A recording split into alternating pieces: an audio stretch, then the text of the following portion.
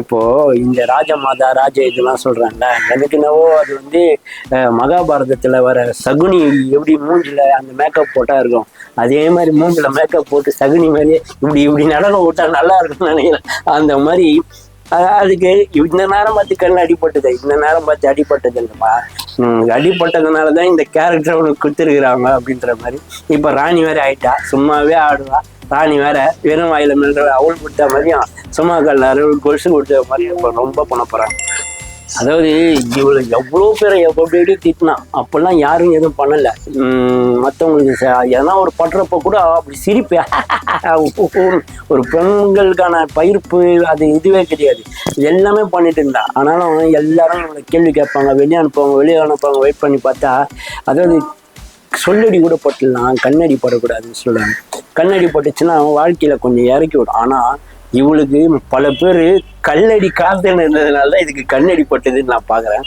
நல்ல பேர் வாயில நிக்க கூடாது, ஒரு வாய் இருந்தா அவனுக்கு நடக்கும். அந்த மாதிரி வெளியே இருக்கவங்களோட வாயோட என்ன சொல்றது, பல பேர் வயிற்றுச்சல் தான் அவங்க கண்ணு இப்படி ஆயிடுச்சா அப்படின்னு நான் சொல்லலை, கமெண்ட் செக்ஷன்ல எல்லாரும் போடுறேன்.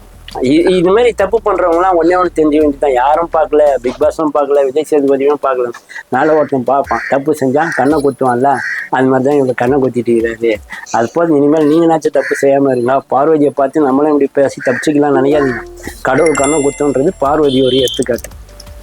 கடவுள் கண்ணை குத்துறது கரெக்டு தான். ஆமா, கடவுள் கண்டிப்பா அவர் உருவம் இருக்கு, உருவம் இல்லைன்னா நம்ம பார்க்க முடியாது. ஏதோ ஒரு ரூபத்துல எப்படியாவது வாட்டர் கேனா கூட வந்து கண்ணை குத்துவாரோ, இல்லைன்னா சாண்ட்ரா மாதிரி ஆங்கில மொட்டியில போயிடுச்சு இன்னும் கண்ணை குத்துவாரோ, இல்லை இவளே பேசுற மாதிரி கண்ணை குத்திப்பாலும் தெரியாது. ஆனா கடவுள் எங்கன்னா ஒண்ணு இயற்கையா பண்ணி விடுவாரு. நான் இப்போ சந்தோஷமாலாம் சொல்லலை, நிறைய பேர் விளையாட விடாம இந்த நிகழ்ச்சியை சொதல் பண்ணதுக்கு காரணமே பார்வதி தான். அது புரிஞ்சிக்காம இன்னும் இருக்கிறாங்களே அப்படின்றது தான் நான் பார்க்குறேன். இந்த வாரம் குறும்படம் எப்படி இருந்துச்சு? செம்ம மாசம் அது வேற லெவல்லங்க. நான் என்ன சொல்றது, விஜய் சேதுபதி ஒரு வாரம் செம்மையா கழுவிடுவார். போன வாரம் அடிச்சு தூள் கலப்புனாரு, ரொம்ப பிடிச்சி போச்சு. இந்த வாரம் அதுக்கு மேல சூப்பரா பேசிட்டு போனாரு. அதுதான் கரெக்டான ஆளுங்க. இப்ப உள்ள போனதுக்கு அப்புறம் தான் இந்த நிகழ்ச்சி கொஞ்சம் கொஞ்சமா மீட்டு எடுத்து வராங்க. கொஞ்சம் ஆடுறவங்களும் கொஞ்சம் அடங்கிறதுக்கு உள்ள அடியும் ஒழுது வார்த்தை எல்லாருமே. இப்ப விக்ரம்ஸ்லாம் போயிட்டு பார்வையை வச்சு செய்யறாப்புல அந்த அரோரெல்லாம் செம்ம இறங்கி செய்யுது. அப்போ இப்பதான் எல்லாருமே இதை நீங்க ஃபர்ஸ்ட் வாரத்திலே பண்ணியிருந்தா ஒருத்தன் இப்படி பண்ணின்னு இருக்க மாட்டான். கேமரா முன்னாடி இது கத்தின்னு இருந்திருக்காது. யாருன்னா வந்து சொன்னதுக்கு அப்புறம் தான் உங்களுக்கு அந்த பூஸ்டப்பே வரணும். இப்பதான் ஆட்டம் நல்லா இருக்கு அப்படின்ற மாதிரி தெரியுது. அதுதான் விஜய் சேதுபதி வேற லெவல்ல பண்ணிட்டாரு. அந்த குறும்படம் பண்ணவங்க வந்து அதாவது எல்லாம் வெளியே போறப்பதான் குறும்படம் போடுவாங்க அவங்களுக்கு காட்டுறதுக்கு. ஆனால் சாண்ட்ரா உள்ள என்ட்ரி ஆனவனே அந்த மிஷினை எவ்வளோ அழகாக கையாண்டது, பொறுமையாக கையாண்டது தான் எல்லாருமே பிடிக்கும். எங்கேயுமே கத்தலை, யாரையும் எதுவும் பண்ணல, அசால்ட்டாக அது நடந்தது. பக்காவை முடிச்சுட்டு கால் மேலே கால் போட்டு இப்படி உட்காந்து இந்த ஃபினிஷிங் டச்சு அந்த மியூசிக்லாம் வேற லெவலில் இருந்தது. உண்மையிலுமே சாண்ட்ரா ஒரு அழகு தேவதை தான். அமித் ரொம்ப பொய் சொல்றாப்லையோ? அமித் என்ன நான் சொல்றது, அவனுக்கு கூட ஒரு ஆள் இருக்கணும் போல. எனக்கு தெரிஞ்சு அமித் தனியா விளையாடுற போல. அமித்துக்கு என்ன இப்ப காண்டுனா, பிரஜன் கூட அவன் பொண்டாட்டியோட வந்துட்டாப்புல, நான் தனியா விளையாடுறேன், என் பொண்டாட்டி வரட்டும், பார்வதியெல்லாம் ஒரு வழி பண்றேன் அப்படின்ற ஏதோ பறிகுத்த மாதிரியே உள்ள சுத்தினுங்கிறான். பேசாம அவன் பொண்டாட்டிய கூட அமுச்சு விடுங்கப்பா, பாவம் அவனுக்கு எல்லாம் உண்டு. யார் கூட செலதுன்னு தெரியாம கானவினத்து கூட கொஞ்ச நேரம் இருக்கிறான், தர்பீஸ் பழத்து கூட கொஞ்ச நேரம் வெளியே வர ஆக்ரோஷமா பேசினான். அப்பயே எனக்கு தெரியும் நீ அது சரிப்பட்டு வரமாட்டேன்ட்டு. வாய்ப்பில்லை ராஜா, வாய்ப்பில்லை. அநேகமா நீ ஒண்ணு 2 வாரத்து ஆகிறது பெரிய விஷயம். 4 கண்டஸ்ட் அனுப்புனாங்க, ரொம்ப நம்பி அனுப்புனாங்க பிக் பாஸ். இந்த நம்பிக்கை இந்த அவங்க எல்லாம் என்ன செய்ய, இவங்க 2 பேரும் நல்லா விளையாடுறாங்கன்னு சொல்லுவோம். யாருன்னா திவ்யாவும் சாண்ட்ராவும் நல்லா. ஆனா பிரஜனுக்கு உண்டான வாய்ப்பு இன்னும் வரல. சாண்ட்ரா நிரூபிக்கிறதுக்கான ஒரு வாய்ப்பு கொடுத்தாங்க, நிரூபிச்சாங்க. இவன் திவ்யாவும் அவங்க தலைவியா நீங்க விஜய் இது பண்ண நிரூபிச்சாங்க. இன்னும் பிரஜனுக்கு வாய்ப்பு வரல. ஆனா எத்தனை வாய்ப்பு கொடுத்தாலும் அந்த வளர்ந்து கேட்டவர் ஒருத்தர் பேர், அவர் பேர்னா அமித், அவருக்கு வேலைக்கு ஆகாது. இதுல வேற கன்னட பிக் பாஸ்க்கு இவர் தான் வாய்ஸ் கொடுத்துருக்காரு போல இருக்கு. கன்னடத்துல ஒன்றா வேலைக்காங்க, அவங்க தண்ணியை கொடுக்க மாட்டாங்க, வாய்ஸ் கொடுத்துட்டு வந்துக்கிற போல மனுஷன். அது அந்த தண்ணி இங்கே செட் ஆகாது அப்படின்னு நான் பாருறேன். தர்பீஸ் பழம் வந்து நாட்டுக்கு ஒரு தேவையான நல்ல பழம், தாகத்துக்கு எல்லாத்தையுமே. பட்டு தன்னை வந்து தர்பீஸ் பழத்துக்கு கெட்ட பேர் வேலைங்க. அது வீட்டு கத்திரிக்காய் ஒரு நல்ல கத்திரிக்காய், வீட்டு கத்திரிக்காய்ன்னு சொல்லி அது கெட்ட பேர் வாங்கி கொடுத்தாங்க பார்த்தீங்களா.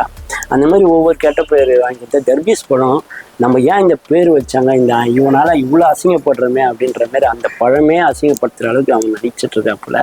இதில் என்னன்னா, ஒரு டாக்டர்னு யாராலையுமே ஏற்றுக்கொள்ள முடியாத ஒருத்தனா டாக்டர்னு அவன் சொல்லிக்கிறதுக்காக இந்த சமுதாயம் அவனுக்கு ஒரு பிளாட்ஃபார்ம் போட்டு கொடுத்தது தப்பான விஷயமா நான் பார்க்குறேன். இன்னைக்கு டாக்டராக ஆசைப்பட்ட ஏகப்பட்ட பேர் நீட் தேர்வுனால வெளியே போகிறாங்க. அவங்களாம் டாக்டர்னு போட்டுக்க முடியல. ஆனால் இந்த மாதிரி ஆளுங்க டாக்டர்னு சொல்லி பொய் சொல்லி நடிக்கிறேன்னு சொல்லி உள்ளே வந்து இப்போ நடிப்பு அறக்கன்னு இங்கே எல்லாருக்கும் கேவலமான பேரை வாங்கி கொடுத்து உள்ளேயும் போய் ஒன்றும் பண்ணாமல் தான் சொல்கிறது தான் எல்லாம் கேட்கணும். மற்றவங்க சொல் பேச்சை நான் கேட்கவே மாட்டேன். இதில் வேற ஜாதி வன்மம் வச்சிருக்கிறாரு, ஏற்றத்தாழ்வை பேசிகிட்டு இருக்காரு. இப்படி பண்ணுற ஒரு ஆளை எப்படி பிக் பாஸ் கண்டிக்காமல் தண்டிக்காமல் வச்சுன்னு இருக்கிறாருன்றது தான் எல்லாரோட வைத்தறிச்சல். கனித்திரு, அதாவது புத்தர் சொல்றாரு, தனித்திரு விழித்திரு பசித்திருன்னு. ஆனால் இங்கே நீங்கள் கேட்கறது கனித்திருன்னு கேட்டிருக்கீங்க.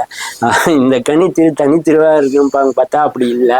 விழித்திருன்னு பார்த்தீங்கன்னா அப்பப்போ தூங்கிடுவாங்க. பசித்திருன்றவங்க பார்த்தா எல்லாரும் பசிக்காக உணவு கொடுக்குறாங்க. இவ்வளோதான் கனித்திரு அப்படின்னு நான் நினைக்கிறேன். பார்வதி, சிவபெருமானுக்கு பாதியா பார்வதி இருந்தாங்க. ஆனா இங்க தர்பீஸ் பழத்துக்கு பாதியா இல்லைன்னா கமருதீனுக்கு பாதியா இந்த பார்வதின்னு தெரியல. பாதி. ஆமா, பாதி இருக்கனால இப்ப பாருன்னு கூப்பிட்டாங்களா, அவங்களே பார்க்க முடியாத அளவுக்கு கண்ணை குத்திட்டு இருக்கிறார் கடவுள். இதனாலதான் அது பேர் பார்வதின்னு வச்சிருக்காங்களேன்னு நான் பாக்குறேன். பட் பார்வதிக்குள்ள அழகான ராட்சசி இருக்கான்னு நினைச்சேன். இல்லை, அவங்ககிட்ட கூனியும் சகுனியும் நிறைய உள்ள இருக்கிறாங்க அப்படின்றத நான் பார்க்குறேன். எப்படி சத்தத்தை காணமே, அவனுக்கு சத்தம்லாம் பேசலாம் வராது. வாயில எதனா ஒன்று போட சொன்னா போட்டுன்னு இருப்பான் அப்படின்ட்டு. அவன் அதுக்கு தான் வந்திருக்கிறான். அந்த பாக்ஸ் சவுண்ட் பாக்ஸ் மொழிகிட்டான் போல இருக்குது. மற்றபடி கன்னியாக்காவும் சபரி அண்ணனும் எதனா பேச சொன்னா பேசுவான். மறுபடியும் அவன் பேசணும்னா ஆதிரை உள்ளே இட்டுன்னு வந்தாதான் அவன் பேசுவேன்ற சத்திய பிரமாணம் பண்ணி வச்சிருக்கான் போல இருக்குது. அதனால அவன் காணாமல் போயிட்டான். கெமி எனக்கு தெரிஞ்சு அது வேஸ்டா, நல்லா விளையாடுதா, எந்த ரகத்தில் சேர்க்கறதுன்னே தெரியல. நம்ம யாருன்னா 10 பேர் சொல்கிறப்போ ஒரு பேர் அவங்க இருக்கிறாங்கல்ல அப்படின்ற மாதிரி யோசிக்கிற அளவுக்கு விளையாடிட்டு இருக்காங்க. நானும் இருக்கிறேன்றது எங்கன்னா ஒரு இதில் கூட தெரியாத அளவுக்கு விளையாடுறாங்கன்னா பார்த்துக்க. அந்த அளவுக்கு வேலையில் மூழ்கி போயிட்டாங்க போல இருக்கு. அம்மா சொல்லுப்பா, எதுக்கு வந்தனே தெரியாமல் சமயக்காரனாவே மாறிட்டாங்கன்ற மாதிரி கெமியை பார்த்தேன். ரம்யாஜோ நேற்று வந்து அவங்களுக்கு கூத்து ஒன்று கொடுத்தாங்க பார்த்தீங்களா. அப்போ உள்ளே இருந்த ஒரிஜினல் வெளியே வந்துச்சுன்னு நான் பார்த்துக்கிறேன். இப்போ எல்லாரையும் சந்தோஷப்படுத்துகிற மாதிரி ஆடிட்டு அப்போ நினச்சேன், முழுசாக சந்திரமுகியாக மாறி இருக்கிற ரம்யாஜோ அப்போ தினமும் நைட்டு இப்படி தான் ஆடினு இருந்துக்காங்களா. இப்போ கொடுத்தவொடனே எவ்வளோ பக்கம் ஆடுற மாதிரி அப்படின்னு பார்க்குறேன். சுபிக்ஷா சரியான விஷ பாட்டிலு. ஐயோ, ஸ்ட்ரெயிட்டாக டைரக்ட் நாமினேஷன் வச்சோன்னே அந்த கண்ணை பார்க்கணும், அந்த மூஞ்சை பார்க்கணும், அந்த எரியிறா தகன்ட்டு.